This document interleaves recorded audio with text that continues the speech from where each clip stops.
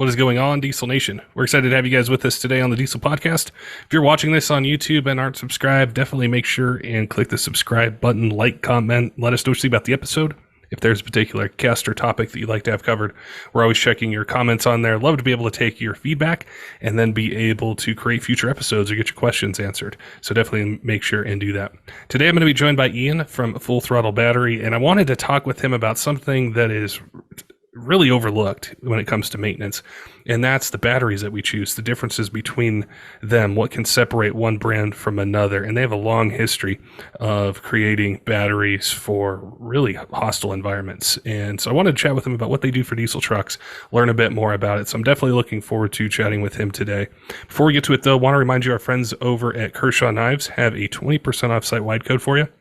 Use code DIESEL2023 at kershaw.kaiusa.com. It's a great way to save some money, get some really cool gear. If you need a knife for EDC, hunting, fishing, around the job site, at home, they've got a ton of different choices. And 2023 has been a huge year for them with new releases. And one of the newer ones are the Duralock models, which the blade's made out of D2 steel. There's different choices for blade shape, handle shape. The way that it opens and closes is super smooth, keeps your fingers out of the way. I've got a handful of them myself. They're always in my pocket. Love to use them. So if you're in the market, definitely make sure head on over to their website and use code DIESEL2023 for 20% off. All right, let's get to today's podcast with Ian and chatting with him about batteries, and specifically batteries we should pick for diesel trucks. Ian, welcome to the Diesel Podcast. I've been looking forward to chatting with you for a while here to be able to connect on a topic that I know we've overlooked on the Diesel Podcast. I think a lot of them do, which is batteries. And it's always something where when I've had a problem with batteries, I have a problem with batteries, and it's not fun to deal with. And we were chatting beforehand about what goes into making them, your guys' background in different industries, and what diesel trucks specifically require and need. So I look forward to chatting with you, learning more about batteries and what I don't know that I should know before I purchase a set. So welcome to the podcast. Thanks for having me. I wanted to start with you specifically in the company and understand more of the background of what you guys do at Full Throttle. Can you walk me through your guys' focus and your approach to battery powers for, all vehicles, but I know we're going to be focusing here on diesel trucks here pretty soon. Yeah, there's so many fragments of the battery market. You've got deep cycle, you got SLI, which is called starting, lighting, and ignition. You've got different chemistries. You got lithium, you've got flooded lead acid, you've got AGM. As far as what we do at Full River, now you just heard me say Full River. I'm here to represent Full Throttle. Full Throttle is our line, which is Full River's line of SLI batteries, starting, lighting, ignition. And we make everything, whether it be our deep cycle line or our starting line, in an AGM format. And our focus specifically with the Full Throttle line is to take over the world. We will take the Pepsi challenge with any company out there. We've got the statistics and the analytics based on how we've tested these batteries they've proven themselves against the various chemistries as well as against its competing AGM line. There's really only a couple of companies in the world, whether it be deep cycle or SLI, that manufacture what we consider to be a true thin plate pure lead battery or a true AGM deep cycle. And, you've got batteries in a lot of ways are like Wonder Bread. So if you go to Walmart and buy a flooded battery off the shelf, it's very likely the same battery that you're going to get at Napa, the same battery that you're going to get at, I almost said Shucks Auto Supply, which is a testament to how old I am. I think they've been out of business since 2006, but like O'Reilly's or, out here on the West Coast, we've got the Les Schwab chain of tire stores. So most often than not, those companies will buy from a battery manufacturer that will private brand it in-house. So there's only a handful of companies out there that are representing the label that they actually manufacture. Do we do some private branding stuff? We do. Does our biggest competitor, Odyssey, do some private branding? They do. Odyssey makes some batteries for places like Interstate. And I can't disclose who we make batteries for because it's kind of not particularly kosher, but we do some private branding, whether it be a very large battery specialist or an actual company that represents itself as a manufacturer. So, but in terms of what it is that we're looking to do with Full Throttle, I'll give you a little quick history on the company. So the Full Throttle battery's been in, I want to say, for probably about 17 years, but nobody knew it as Full Throttle prior to 2016. Halfway through 2016, we took that battery, which was called an HC series, and it was yellow. It looked like it belonged in a Case IH tractor. I wouldn't go so far as to say it was particularly sexy. And we rebranded it as Full Throttle in July 1st, 2016. And since then, we've been moving it through our channels that have historically bought our deep cycle line, and or moving it through certain channels that like in the WD space, the warehouse distributors, undercar, this, that, and the other. But our the line has done nothing but this over the last 8 years, and we've got some just crazy opportunities coming up. But in terms of what we did with that brand when it first came out, we went after some low-hanging fruit. And the low-hanging fruit were also the most abusive applications we could find. One was car audio. Car audio is ridiculous. Like when people think car audio, they think about their Nissan hardbody lowrider and just like 112 behind the seat or something like that. Well, competition car audio are guys that are pushing 160 decibels. That is a space that we attacked. But then we realized that the biggest abuser of batteries that we could find was desert racing. And so we went after that next. And we were showing up to events like King of Hammers, a lot of the desert races in Southern California. And the only thing that I can equate putting a battery into a trophy truck is like taking a battery to Home Depot and having them put it in their paint agitation can and just sit there and just shake it over and over again. It takes a very, very robust battery to put up with that type of abuse. What's so interesting to me about this, and kind of how I got started really going down this journey to learn more, is I think of being an enthusiast, and we're going to be talking about diesel trucks here, so I'll think about it in those terms. Is, let's say we have a new truck, we pretty much keep it stock until the warranty's out, and then we start to look at what can I upgrade. And it'll typically start with wheels and tires and lift kit, and it'll progress into some, maybe things that add power. But we're always looking for the best that we can afford within our budget that'll give us either more capability or more reliability. So I've covered turbos and transmissions and every other aspect of a truck. But the batteries, especially on these newer vehicles, there's so much that depends on them, with the electronics, with the accessories that people add. And I know from my own journey in being a truck enthusiast, is it was almost an afterthought to me. I just thought, okay, I'm coming up on the 4 years or the 5 years it's rated for. What's the most convenient place, cheapest place for me to go and get them? And I've had some experiences over the years where that doesn't work out for me. And I got really curious about what goes into making a battery for a diesel truck application. And it's so varied. As I'm sure you guys know, there's you guys who hotshot, there's people who use them for construction, road construction, just enthusiasts that are running, different types of accessories or different things with them. What does the diesel truck market challenge you guys with, or what opportunities does it provide when you're looking at making sure that customer has the best product, the best performance that they can get, as it compares to maybe some other industries where it might be a little bit different? I'm just really curious about the diesel side of it. Well, not to sound cocky, but in terms of how it would challenge us, the battery is built to such a specification that we could put this thing into a Humvee. The applications that we've put this Full Throttle battery through, as well as our deep cycle line, if you can think of it, we've done it. Doesn't matter if it's a side-by-side all the way to a hydroelectric dam. We've put batteries in every application known to man. Now, where diesel really kind of separates itself is twofold.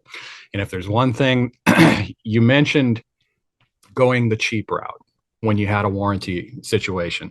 So my guesstimate as to why that doesn't work out for people is strictly theoretical, but I think I'm on the right track.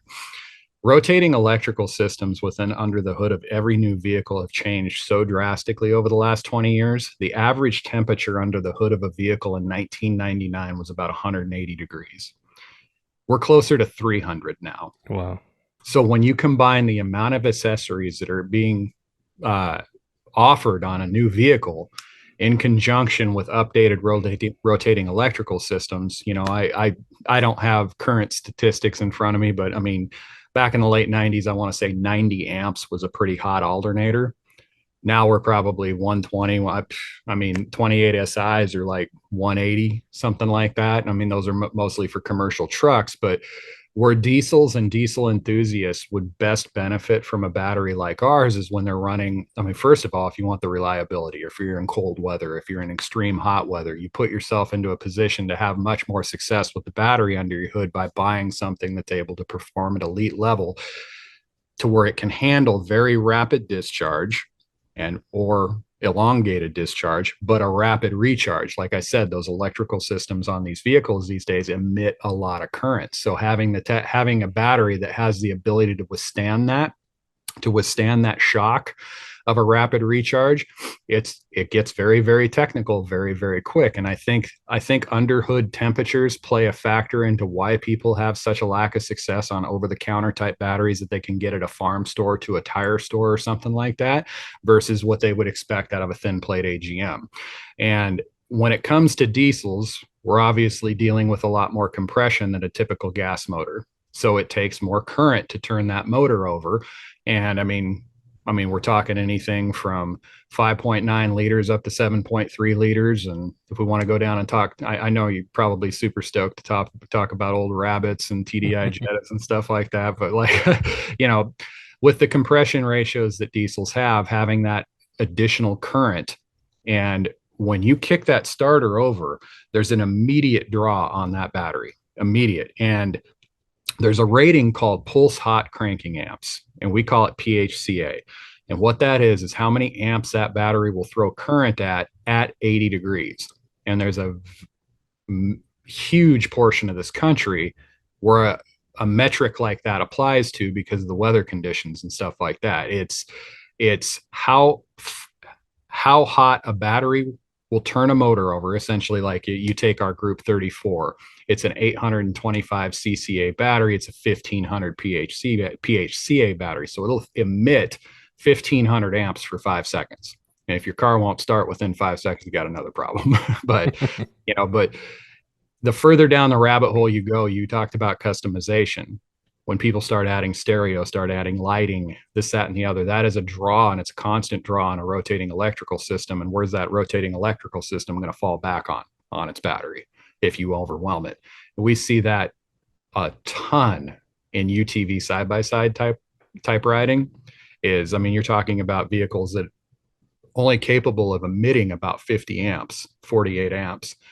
And guys will put 30, 40 amps worth of, basically, where you have a perpetual draw like a light bar or a stereo or a set of radios or something like that. And by the time you do the math, it equals out to 25 amps. So you've totally overwhelmed the stator. And where's it going to fall back to? It's going to fall back to the battery. Diesel trucks are no different. One area that, when you were describing the challenges that these trucks have, I immediately started thinking about newer trucks and the temperatures they run because they have to for emissions. So they're running warmer. But then also, when I was growing up, a lot of the guys that I saw that had diesel trucks, they use them for work. They use them in the oil fields, other places. They'd leave them idling for a long time.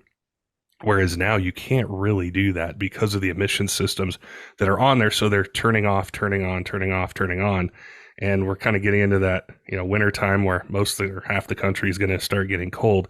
And I think of the demands that would place on, trucks got a few years on it, the battery's starting to wear out, some other things that are there where it's going to be more challenging than maybe some of the older ones were, where once you got it started, you could just let it idle for 4, 6, 8 hours, however long it was, where you can't do that now. Yeah. And, regardless of what the battery chemistry is that you have under the hood of your vehicle, it is a good practice to throw a trickle charger. And I say trickle kind of loosely. Here's another piece of information that anyone of your audience should take into consideration. When you buy a battery charger, you take the amount of amp hours that the battery you are trying to charge puts out. So a conventional Group 34 which is, or I'm sorry, let's take a conventional Group 24. You're talking anywhere from 80 to 85 amp hours, give or take, in a deep cycle. You want to put 20% back into that battery. So your charger, let's make the math much easier. 100 amp hour battery, you want a 20 amp charger. So that's your 20%. And if you're dealing with a 94R, which a lot of the new diesels all take that 94R, those things run about 65 upwards of 70 amp hour. You want to hit that thing with somewhere in the ballpark of about 15 to 20 amps. And if your charger is just a plug in the wall trickle charger that's putting 1 to 2 amps in, that's for a Harley Davidson. It's not for a truck. And it is a good practice to plug in a battery once a month, once every couple of months, because what you just described about guys leaving their trucks running and not being able to do that anymore, what we call that in the industry is called partial state of charge. And where it used to rear its head, believe it or not, is in floor scrubbers. So the guys that are janitors and stuff like that are operating those battery powered floor scrubbers, you take the amount of hours that they're working over the course of a shift versus how much time it actually takes to recharge that battery pack. So oftentimes those battery packs would never, ever get back to 100% because they don't have the window to charge it all the way back up. Batteries under the hood of new vehicles, especially with people that have short runs to work, 5 minutes, 10 minutes, their battery will never see 100% in its entire usage cycle under the hood of that vehicle. And they're probably going to have battery power problems over the course of 2 to 3 years, 4 years. That's really interesting. I wanted to ask you about those short runs because there's so many different parts of the diesel truck community that it's always fascinated me, because there are those listeners we have or people that I chat with where they put tons of miles on these things every year, and they're just being worked hard every day. And then I'm probably more on the other side where I use it to go from point A to point B, maybe take a short trip. I'm not really on the highway that much. It's more of just a daily driver kind of grocery getter, which I don't think is a majority of people, but it is a sizable part of the community. So I think that was where a lot of my questions revolved around is I'm not really putting a lot of miles on this thing. How does that affect the battery long term? How can I avoid some of the issues I had mentioned before we started the podcast? Is it always seems like every couple of years, once the cold hits, that's when I need to put new batteries in my truck. I've had that happen a few times, and I'm curious how we can avoid some of those issues or try to maximize it if we're not working the truck hard every day. It's more of a daily driver, Monday to Friday. It goes back to what I just said about throwing a charge on that battery once every 1 to 2 months. And here's another nugget.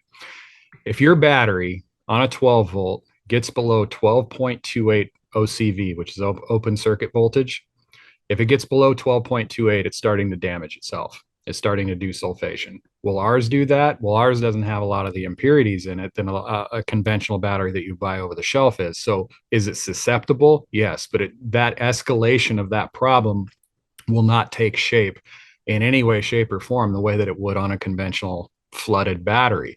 So it goes back to putting a charge on that thing. So when you're doing short runs like that and that battery starts to discharge, it gets below 12.28, the crystallization on those plates starts to take effect, and eventually it results in a short. You got a bad battery.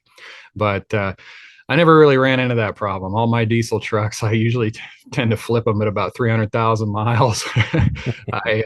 For a period there, and this isn't in a tractor trailer or anything like that, for a period there, I was doing about 80 to 85,000 miles a year. Yeah, but it's cool. I'm glad to be on the show because I've been a diesel enthusiast my entire life, going back to Volkswagen Rabbits up to my first diesel truck was a 91 7.3 naturally aspirated 2-wheel drive Ford.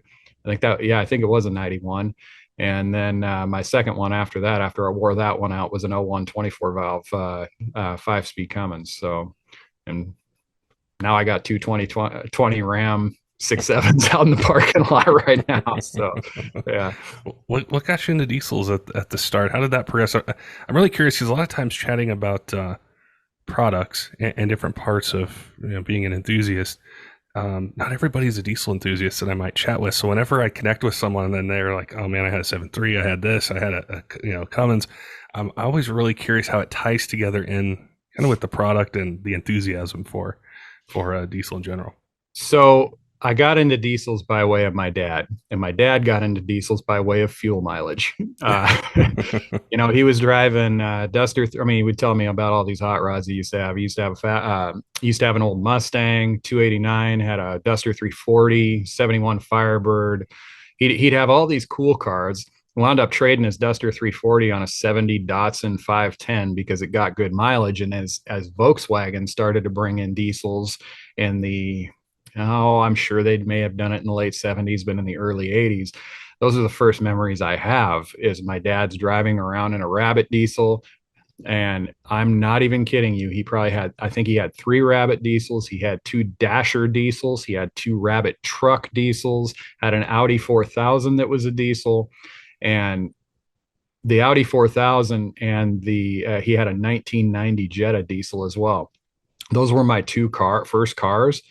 And I mean, the Audi would get a legitimate 50 miles per gallon. It was a 5-speed and it weighed, no kidding, 2,100 pounds. So there was just so little resistance that the Volkswagen would get about 40. And that's how I got into those. But as I got into the battery industry, I had to start towing.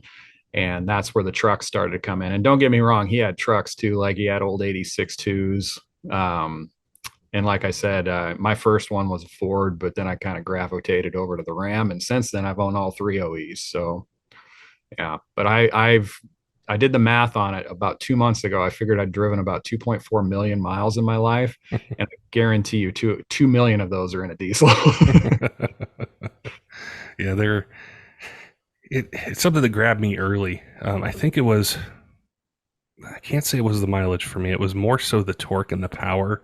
And I've always I don't, never really got into racing too much, but it was always what could I get out of it and kind of have that do-all vehicle where I could daily drive it, make some good power. Maybe I did want to go to test and tunes, take it to the track every now and then, have some fun, but I could just have one vehicle because that's all I could afford. I couldn't really spread it out between other types of platforms.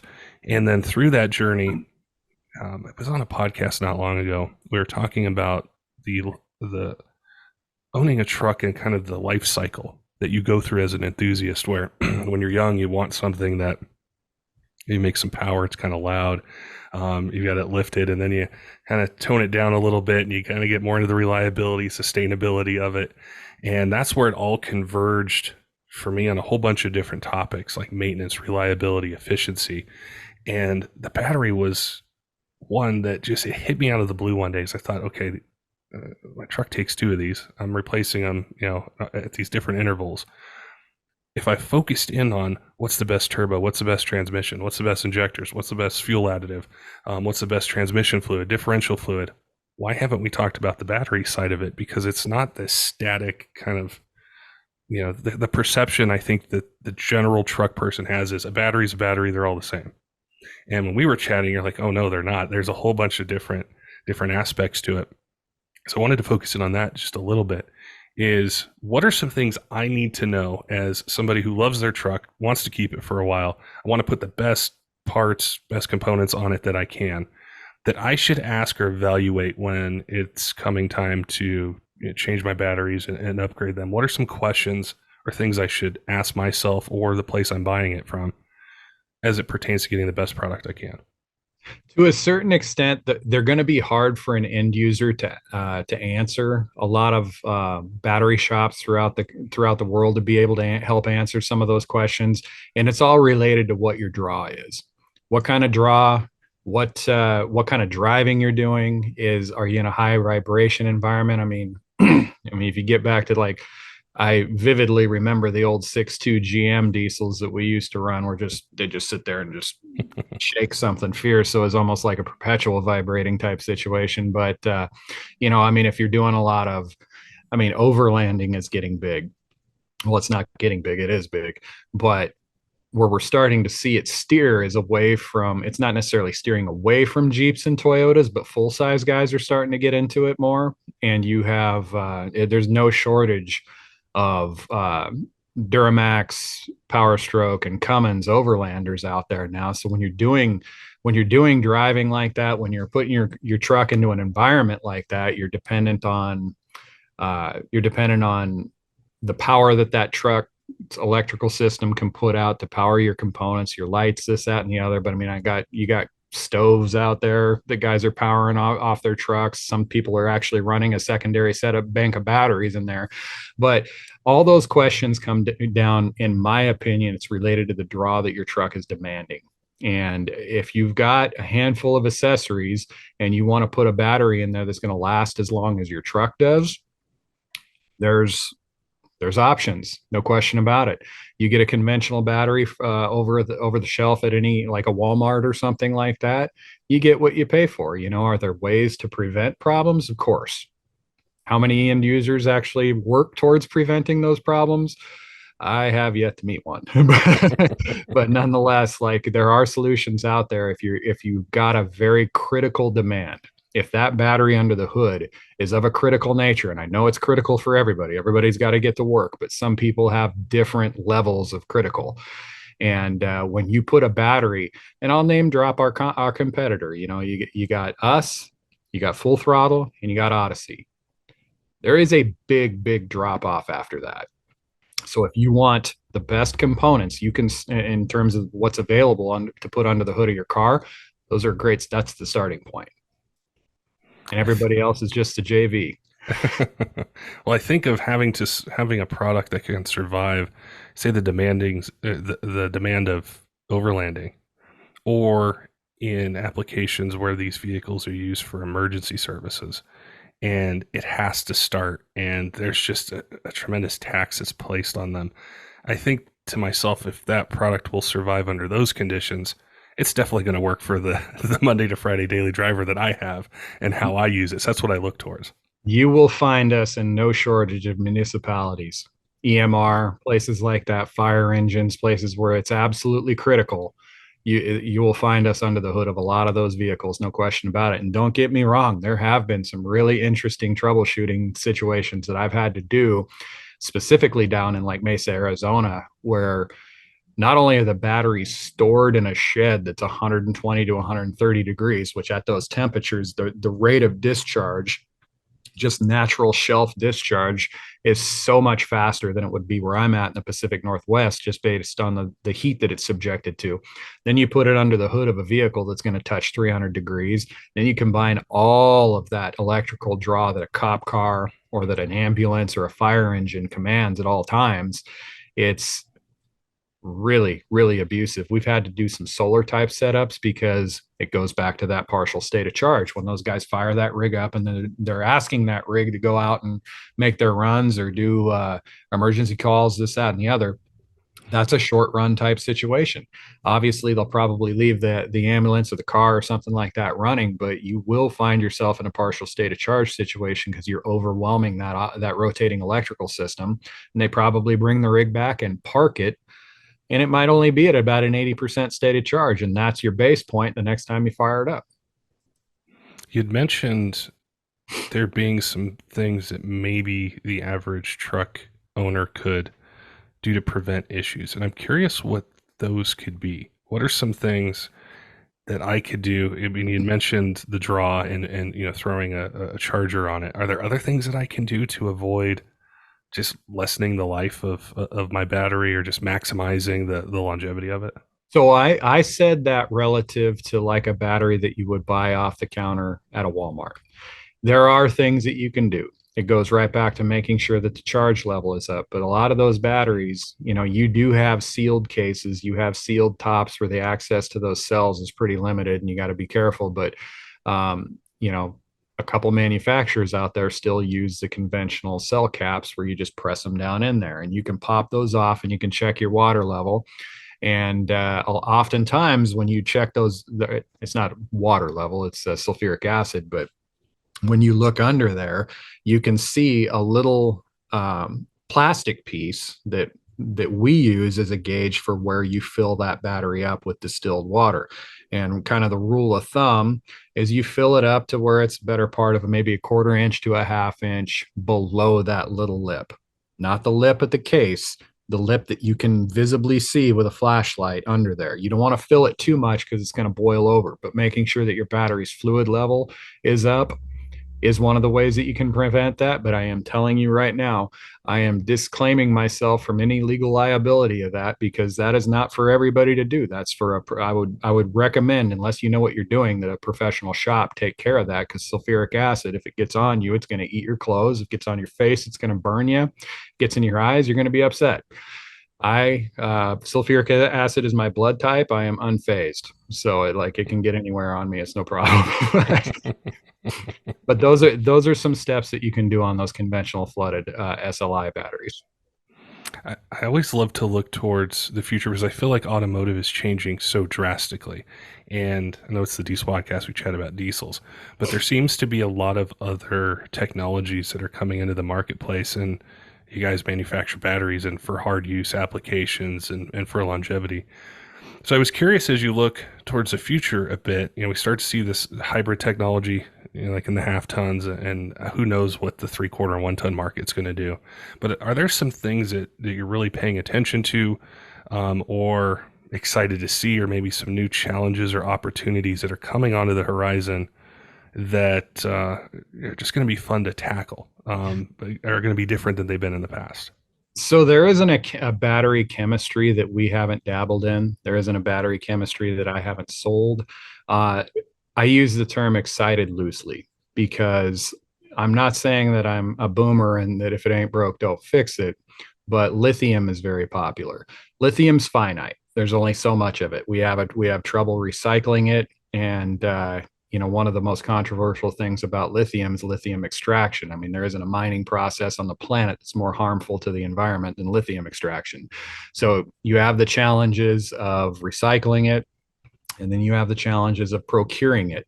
And if you're paying close attention, the OEs know that too, because some of the electric car manufacturers, I won't name them, but like Tesla, they're starting to create their own lithium mining companies so that they don't have to outsource lithium to make these cells that power these vehicles.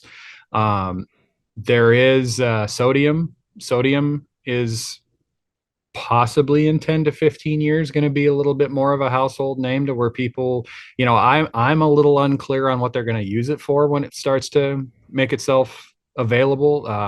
It could be industrial application, but they could be using it for vehicles as well. I know there was a company that I used to work for called Exide. Exide has been bought out. They're long gone, but at the time that I was working there, they were in the lab working with graphite. And which, wouldn't that be nice to have a much lighter battery? That would be cool. Yeah. But as far as some emerging technology and stuff like that, right now, the biggest industry change I've seen, and I noticed it starting to happen about 2007, is more and more OEs are starting to release their new vehicles with AGM. Like BMW was doing it long ago. They were doing it 15, 20 years, 15 plus years ago. All the batteries under the hood of every new half ton and every new Cummins now, or I'm sorry, not Cummins. I just default to Cummins, man. It's what I've driven for 20 years. So it basically all the 3/4, 1 ton, half tons, you're seeing AGM under the hood at a factory level. And that wasn't the case 10 years ago. Yeah, it's a whole other kind of side of automotive, is see how the technology is changing. Like when you think back to that 9173 or even that '01 that you had compared to the 2020 and the electrical demand that's on that truck. And then there's the aftermarket has exploded so much with, and we've talked about lights and accessories, and there's outlets in the bed, and there's so many things you can run off these trucks that it's it just seems like that's going to be the future, is how we're able to supply the accessories, supply the aftermarket stuff we're running with all the new features that are on there. And some of the challenges, like I mentioned in the beginning, with not being able to idle it or do these things that guys used to do with them, it's really fascinating. It's a whole new side of truck ownership that, like I said before, I've never really focused in on, but it's kind of captivated my attention for right now, is how can I get the best products? How can I be forward thinking? How can I eliminate a potential issue? Because it really does suck when it's 5 degrees outside, truck doesn't start, and it's just like, could I have done something different? Could I, Charge it. yeah, charge it? Just do these different things. It's a glass of water. If you drink it down, you're going to have to fill it back up. Yeah. But no, it's interesting that you talked about how things are changing, and like it, I couldn't notice it more being connected to the off-road space. Like there's this show on YouTube that I really like that's an overland show. And it placated to me so much that I was thought that I was watching a show that was absolutely just developed for me. And it was kind of the baseline for just jump starting overland. And when you look at what's happening in the industry right now, and we're not talking diesel, we're talking all the way across the board, just the automotive industry in general, the OEs are paying attention. I mean, you can get Subarus, you can get Toyotas, you can get, oh gosh, who else is doing it? I think Mitsubishi was doing it a little bit.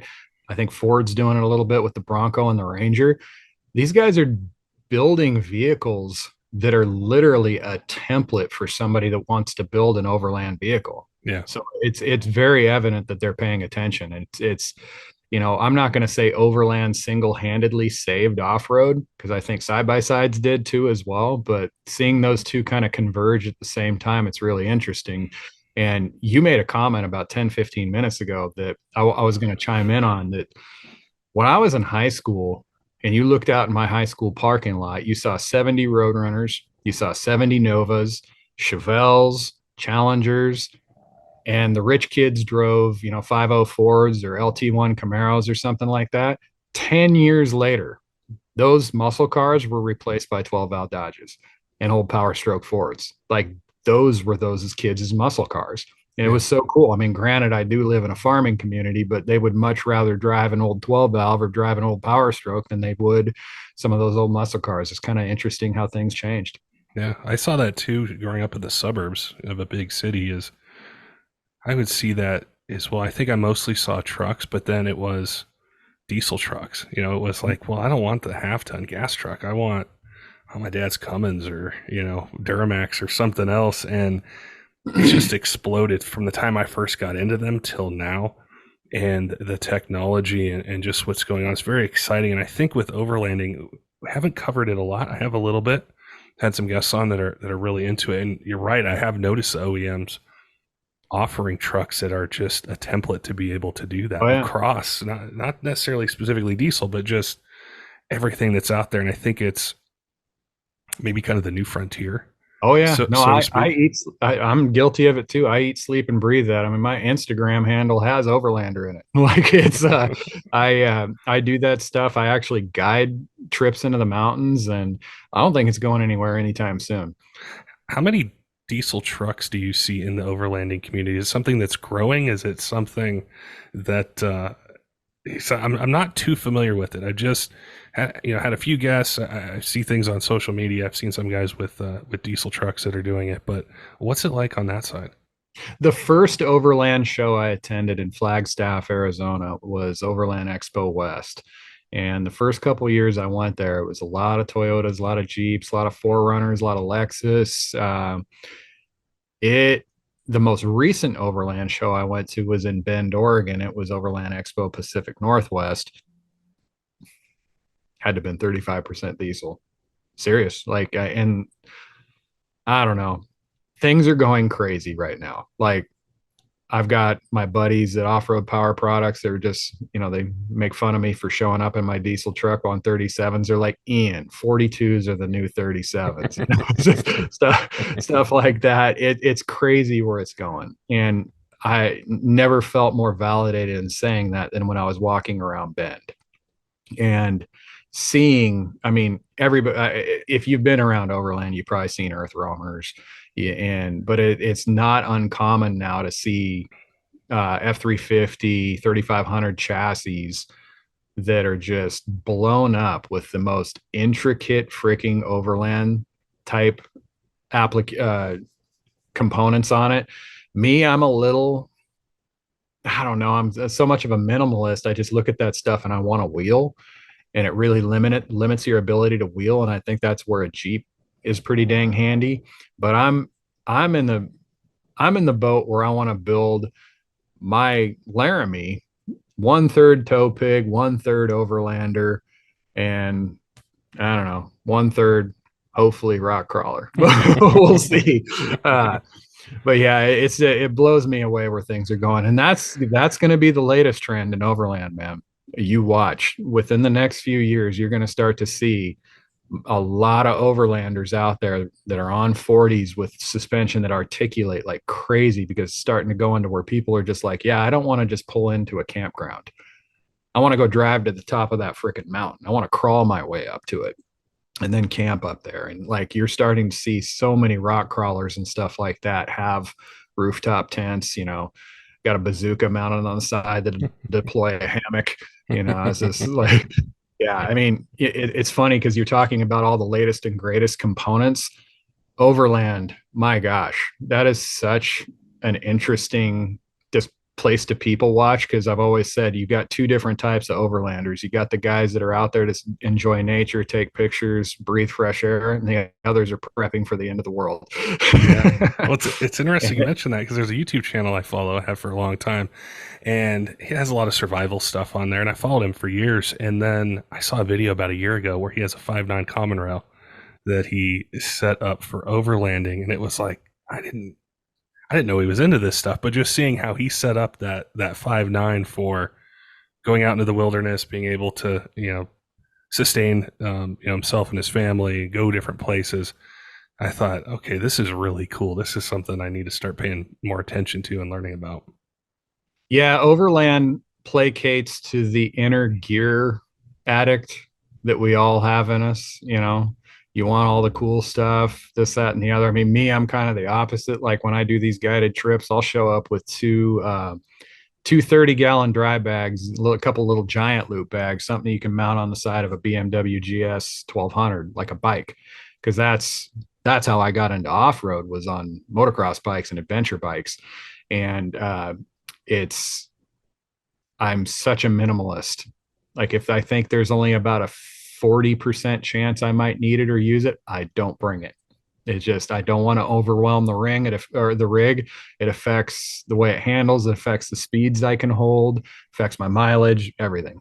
So I think that's where our conversation about batteries ultimately ties in, is in being able to maximize our vehicles, however we might intend to use it, getting the best product that we can for a variety of different circumstances that may arise or uses we might have for the truck. And I know one of the big questions that a listener is going to have is, hey, it was really cool listening to this conversation. I learned some things about batteries I didn't know. I'm coming up on time I need to upgrade mine. How can people connect with you guys? How can they find your product? How can they purchase your product? So you can go to fullthrottlebattery.com, have everything from an online shop to a dealer locator to a battery finder. So everything is right there at your fingertips on that website. It's just fullthrottlebattery.com. Very cool. It was awesome to connect with you, Ian, and be able to learn more about something I think is extremely overlooked in the truck community, specifically diesel truck community, which is what we focus on, which is batteries and the demand that's on them, especially on newer vehicles. Like you talked about, the temperatures under the hood, so many different electronic components that are taxing it. And being able to put the best product we can into something we use every single day that we're operating the truck. So it was really cool to chat with you. I appreciate your time, your knowledge, your expertise, and look forward to learning more about it. It's such a huge topic. I need to spend a lot of time on it and really jump into. It was very cool to chat with you. Well, I appreciate you having me on. It was a lot of fun, and if anything we can do to help in the future, you know how to find me. And I hope the audio was good. My wife's Shih Tzu is down below me just snoring away, so hopefully it's not too loud. Don't forget, diesel fans, make sure and head on over to kershaw.kaiusa.com. Use code diesel2023 for 20% off site-wide. It's a great way to save some money, get some really cool gear. If you need a knife for EDC, hunting, fishing, at work, at home, they've definitely got you covered with a bunch of different choices. 2023 has been a huge year for them, with a bunch of knives and new releases that have hit the market. One of the newer ones are the Duralock models, which the blade is made out of D2 steel. The way that the blade blade opens and closes, keeps your fingers out of the way. It's got a real positive feel to it. And you have different choices for the handle design and also blade shape. So if you're in the market, definitely make sure head on over to their website. Use code Diesel2023 for 20% off site-wide. Also want to give a shout out to some of our Patreon supporters, Tyler Loewen at 23 Diesel, J Cole, John, all of our other Patreons, all of you who subscribe on YouTube, podcast apps, follow us on TikTok, Instagram, Facebook. We appreciate all your support here in year 7 of the Diesel Podcast and look forward to bringing you more of the content that you guys want to hear in 2023. Until next time, keep the shiny side up.